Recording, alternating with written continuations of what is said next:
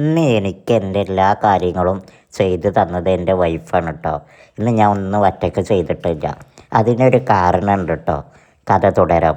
I am Swalih Valanchery. ഇത് വ്യാഴാഴ്ചക്കത്തെ വ്ളോഗാണ് കേട്ടോ. മുഹറം 9 വ്യാഴാഴ്ച അന്ന് എടുത്ത വ്ളോഗാണ് കേട്ടോ. ഞാൻ അന്ന് അത്താഴത്തിന് നീക്കാൻ മറന്നു കേട്ടോ. അലറ വെച്ചിട്ടുണ്ടായിരുന്നില്ല. അത് കാരണം അത്താഴത്തിന് നീച്ചിട്ടില്ല കേട്ടോ.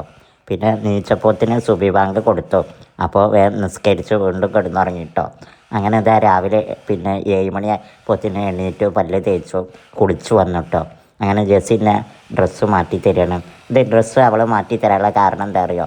ഇന്ന് ഞാൻ ഒന്നും ഒറ്റയ്ക്ക് ചെയ്യാത്തത്, അത്താഴം കഴിക്കാതെയാണ് ഞാൻ നോമ്പ് പറ്റത്. ആ കാരണം ഭയങ്കര ക്ഷീണമായിട്ടോ.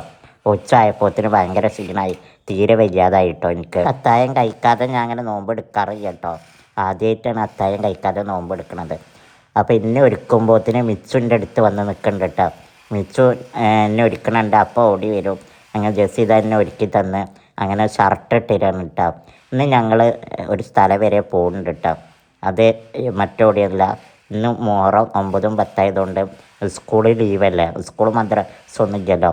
അപ്പം ഞാൻ ഞായറാഴ്ച കഴിഞ്ഞിട്ട് തിങ്കളാഴ്ച സ്കൂൾ തുറക്കുള്ളൂ.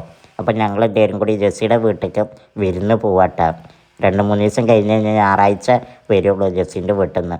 അങ്ങനെ അതാ ഞാൻ ഒരുങ്ങി അങ്ങനെ ളുഹർ ബാങ്ക് കൊടുത്തേക്ക് ളുഹർ നിസ്കരിക്കാൻ വേണ്ടിയിട്ട് ഉണ്ടാക്കണം കേട്ടോ. ളുഹർ നിസ്കരിക്കാൻ വേണ്ടിയിട്ട് ഉണ്ടാക്കിയതിൻ്റെ ശേഷം ഞാൻ ളുഹർ നിസ്കരിക്കണം കേട്ടോ. ളുഹർ നിസ്കരിക്കുമ്പോൾ തന്നെ യൂസഫ് വരാമെന്ന് പറഞ്ഞിട്ടുണ്ട്. അങ്ങനെ ഓനെ കാത്തിക്കണം.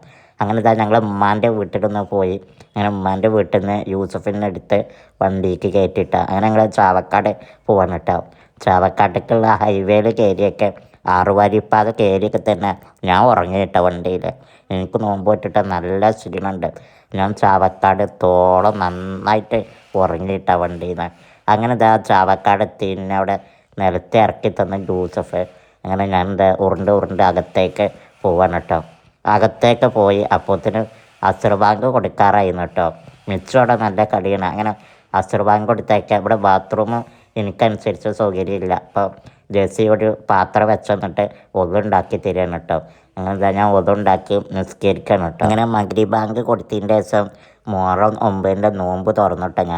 ഞാൻ സത്യമായിട്ട് നല്ല ക്ഷീണിച്ചു കേട്ടോ. ഇത്രയും കഷ്ടപ്പെട്ടിട്ട് ഞാൻ ആദ്യമായിട്ടായിട്ട് ഇങ്ങനെ നോമ്പെടുക്കുന്നത്. അത്രയ്ക്കും ക്ഷീണം ഉണ്ടായിരുന്നു. പക്ഷെ ഞാൻ നോമ്പ് മുറിക്കാതെ ഇരിക്കാനുള്ള കാരണമായി. എന്തായാലും നോമ്പെടുത്തു, പിന്നെ മുറിക്കാൻ പാടില്ല, അതുകൊണ്ട് മുറിക്കാതെ ഇരുന്നതാണ് കേട്ടോ. അങ്ങനെ ഇതാ നോമ്പ് തുറന്നതിൻ്റെ ശേഷം മഗ്രിബ് നിസ്കരിച്ചു. പിന്നെ ഇതാ നെയ്ച്ചോറും ചിക്കൻ കറിയൊക്കെ കഴിച്ചു. അങ്ങനെ ഇന്നത്തെ വീഡിയോ ഇവിടെ വൈൻഡപ്പ് ചെയ്യാണ്.